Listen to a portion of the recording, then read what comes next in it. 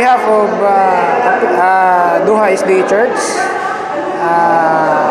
sa ngalan ng personal ministry ng Duha SDA Church, kami po ay bumabati ng maligayang pagdiriwang ng ikalawang taon ng anibersaryo ng Kapitulo Bersikulo.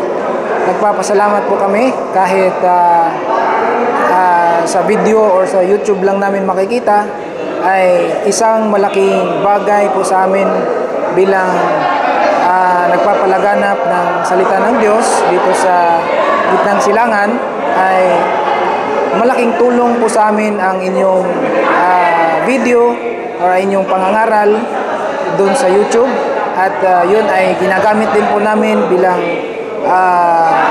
pundasyon ng aming pananampalataya. Kung wala po ang Kapitulo Bersikulo ay mahina po ang aming pananampalataya, kasi po ay nandito po kami sa gitnang silangan. Alam naman po ninyo na mahirap po dito ang bilang isang Kristiyano, mahirap po ang buhay.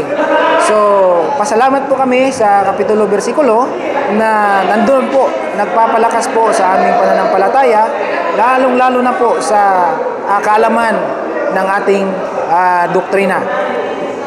Happy anniversary once again to Kapitulo Bersikulo.